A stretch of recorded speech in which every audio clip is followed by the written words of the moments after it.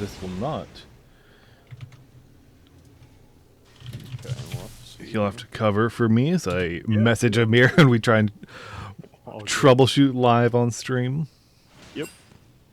Oh, and we see the catch flames come out from the side of Malice here, but does get clipped yet again with those neutral L1s on the spear there. A very nice jumping catch flame on the side of Malice yet again. We did see the lightning bolt come out a little bit earlier in the match there.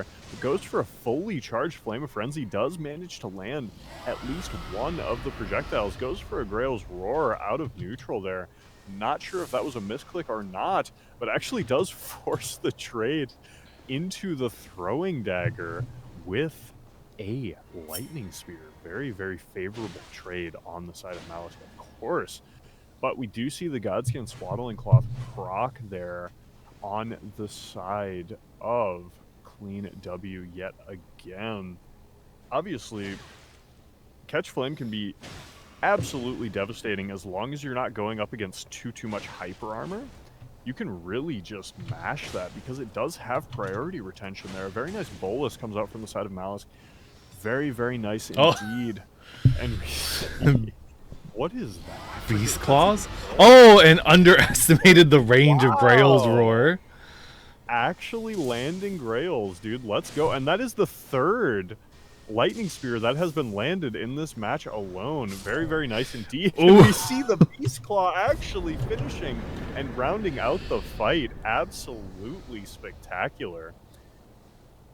Thing that, you know, like, PSSS isn't really like all that scary because it doesn't have something that's really like unreactable that's threatening, except for in patch 1.10, right, with the crouching R1, right? That's really the only big threatening thing that you really have that's unreactable like that.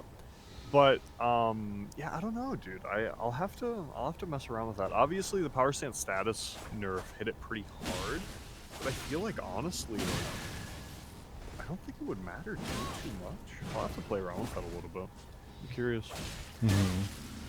Just exceptional back and forth here from both players. Very, very even. A beautiful, beautiful bolus punish on the side of red corner, but unfortunately it does get answered back with a jumping L1 of their own.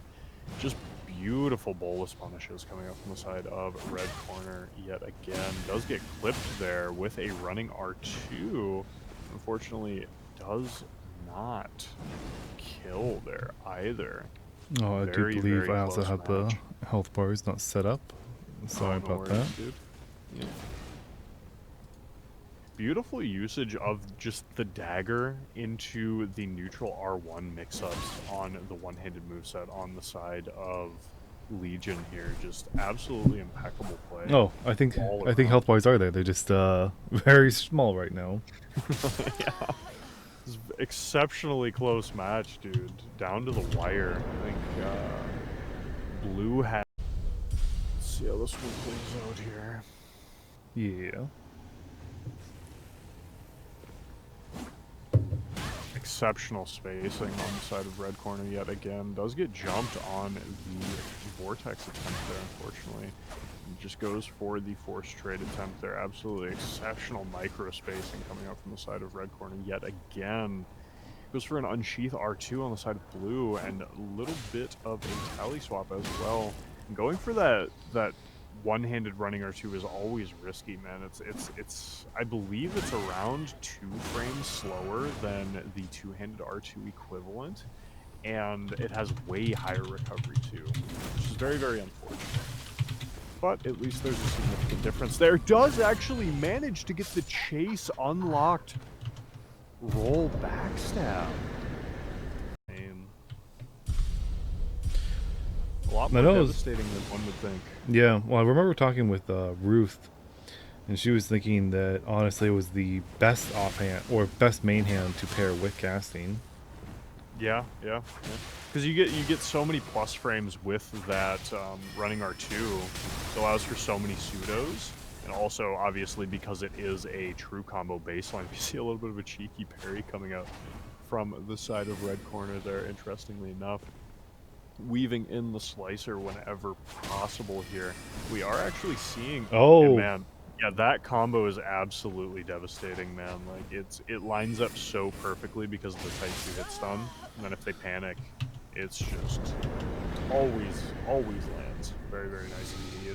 Very close. Any rules?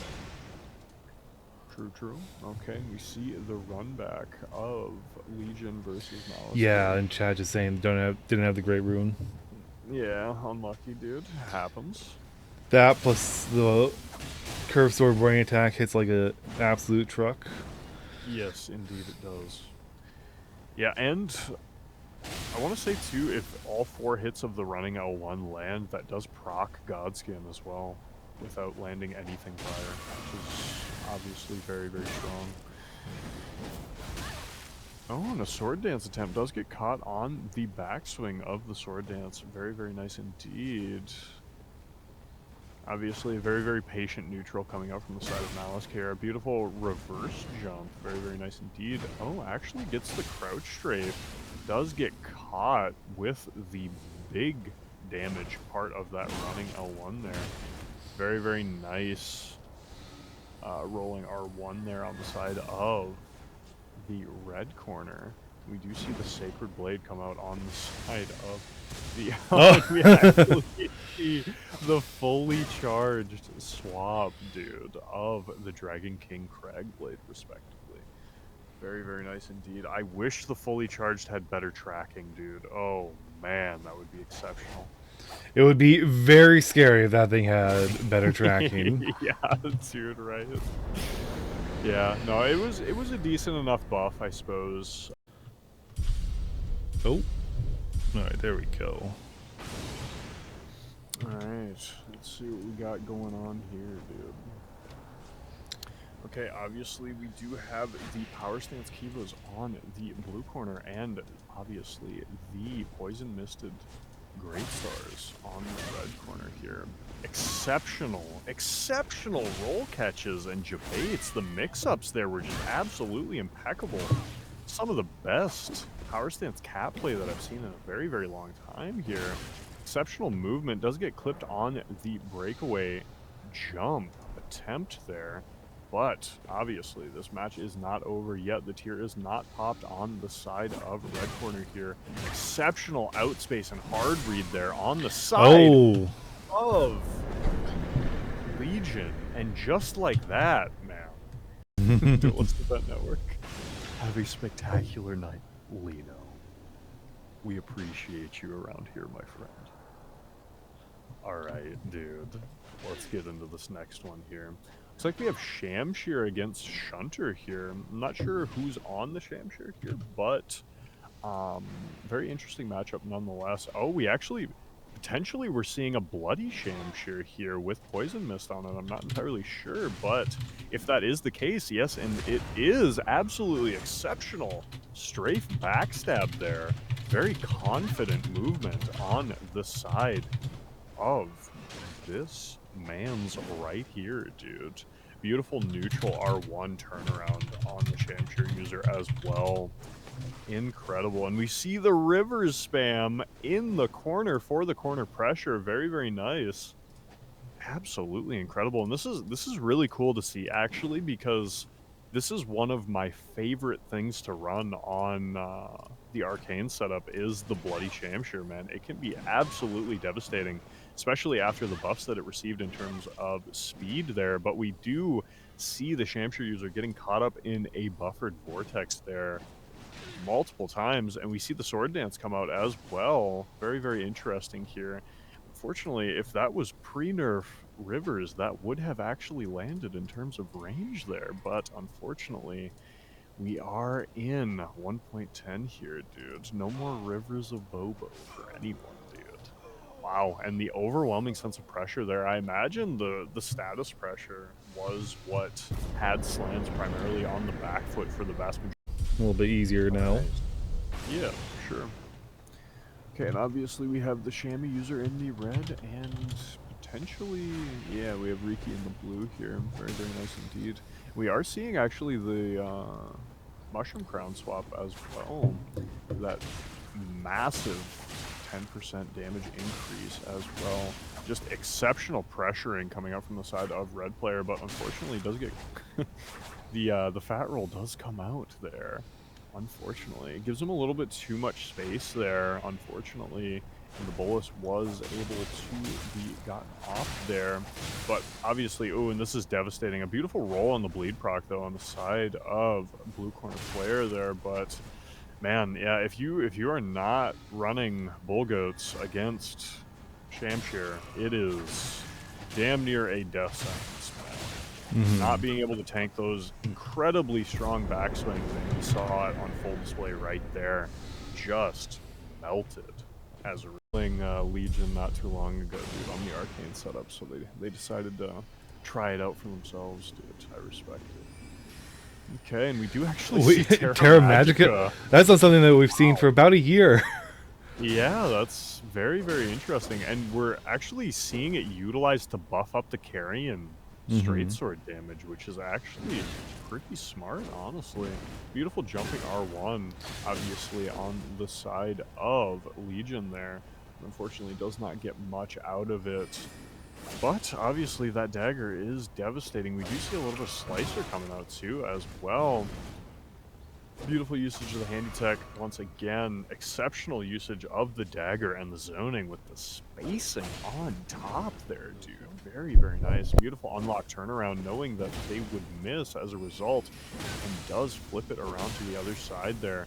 We do need about 2 to 3 more hits here on the side of Legion to be able to take blue corner out, but it is a very, very even match here. But obviously, once a Great Stars user is in red and blue feather range, it obviously is very, very difficult to actually kill them as a result of the HP regen on every single phantom hit there, effectively becoming 2% every single hit there of HP back. And we do see the first double kill of the night.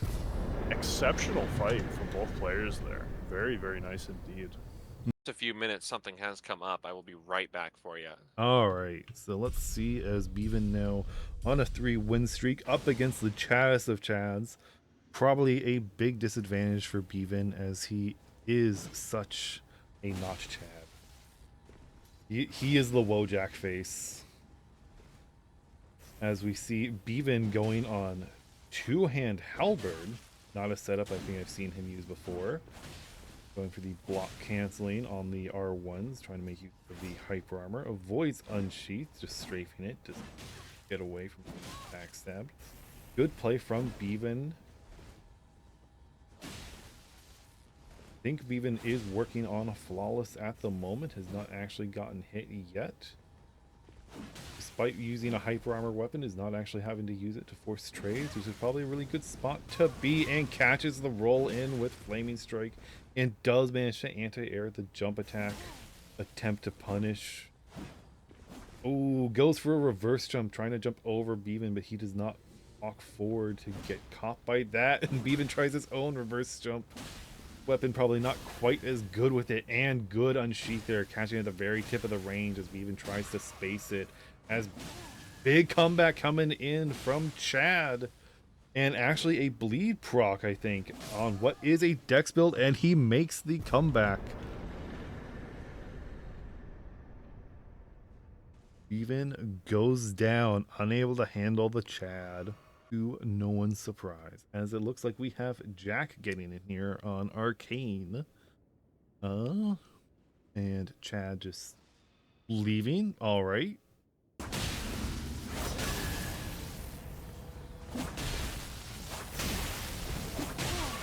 Well, effectively a reset. Neither player having a win, as Chad just beat Beven and left, which is honestly a pretty Chad move.